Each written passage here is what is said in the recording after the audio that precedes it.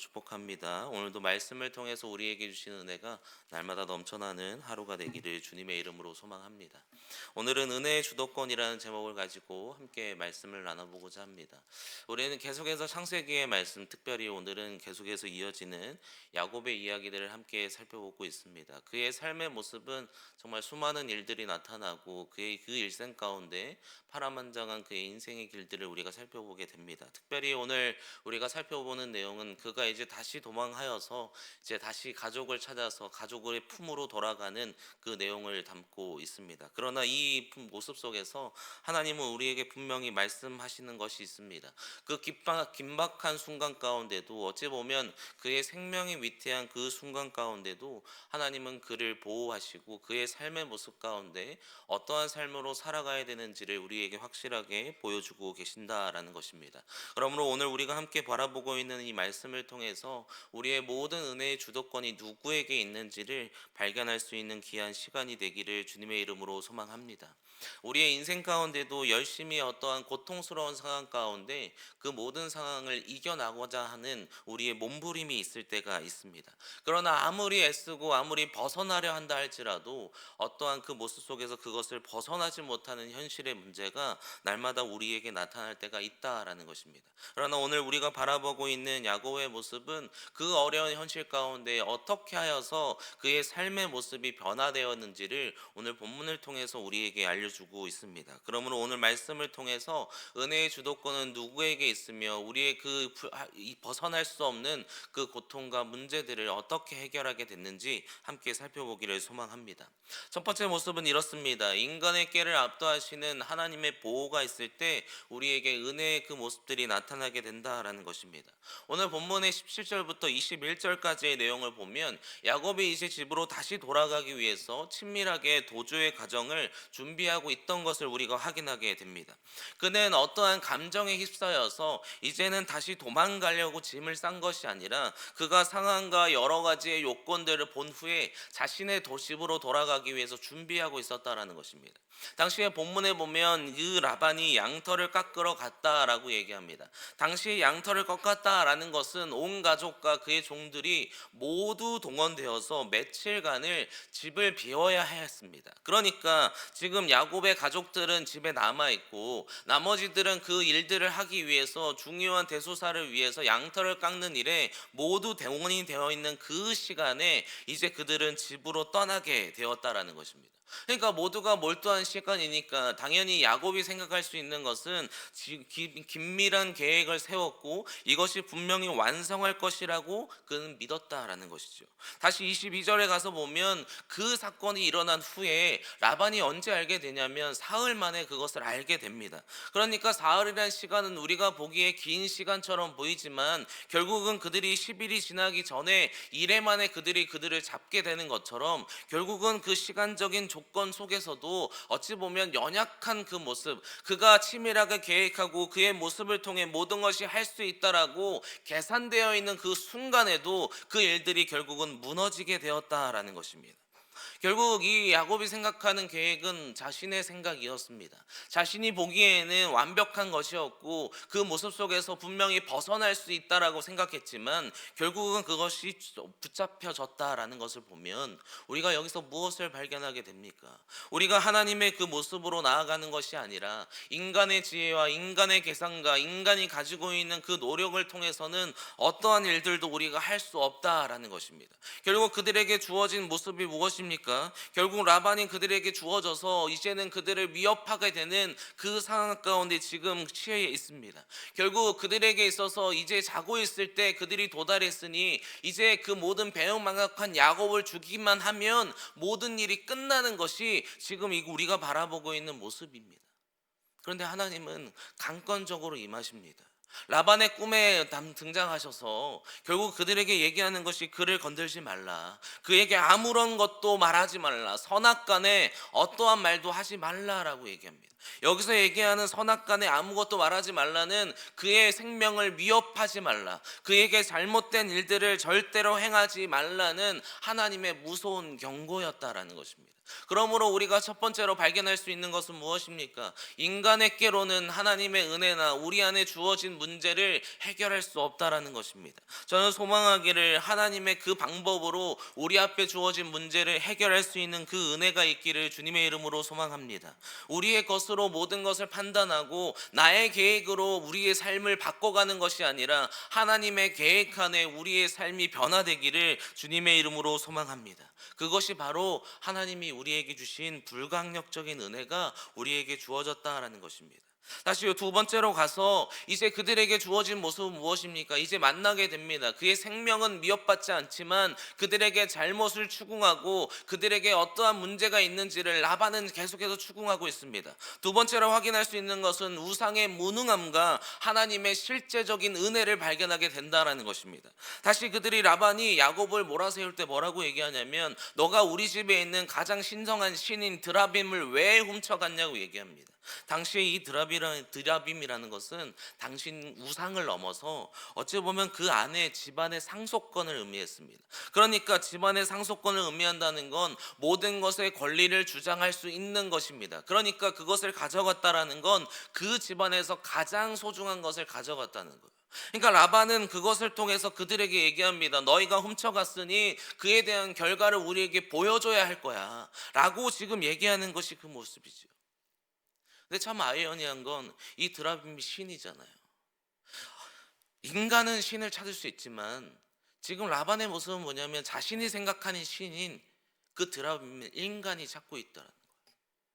그러면 이 신은 그 인간에게 자신의 그 어찌 보면 어려움을 얘기하는 신인 거예요. 라반이 믿고 있던 그 신은 우상이었고 어찌 보면 아무런 쓸데가 없는, 아무런 소용이 없는 것에 자신의 것들을 모두 내어놓고 있다라는 것입니다. 그런데 반대로 야곱은 누구를 의지하고 있습니까? 하나님을 의지하고 있죠. 결국 하나님은 실제적으로 일하시고 하나님의 일들을 우리에게 보여주신다는 거예요. 그러니까 우리가 가지고 있는 드라빔이라고 얘기하는 그 우상, 세상의 것들이 우리의 문제를 해결해 주지 않는다라는 것입니다. 이것을 믿는 믿음이 우리 안에 있기를 주님의 이름으로 소망합니다. 우리가 가지고 있는 혹시 우리의 삶에 주어지는 드라빔이 있습니까? 나에게 주어진 우상, 어찌 보면 나의 모든 삶을 풍족하게 해주고 나의 모든 권한을 가지고 있는 것들이 내 안에도 세워져 있습니까? 오늘 라반의 모습을 통해서 그리고 야곱의 모습을 통해서 우리가 발견해야 되는 것은 우리 안에 있는 드라빔을 이제는 깨버리는 은혜가 있기를 주님의 이름으로 소망합니다. 아무것도 할 수 없는 무능한 그 우상들, 어찌 보면 우리가 할 수 있다고 생각하는 인간의 모든 것들은 결국은 다 사라지게 된다는 것입니다. 우리가 자랑하는 것들이 여러 가지가 있잖아요. 돈과 명예, 그리고 자식들, 아니면 내가 쌓아온 것들이 우리를 절대로 대변해 주지 않는다는 거예요. 이전에 있던 그 영광이 우리의 삶을 끝까지 완성해 주지는 못한다는 것입니다.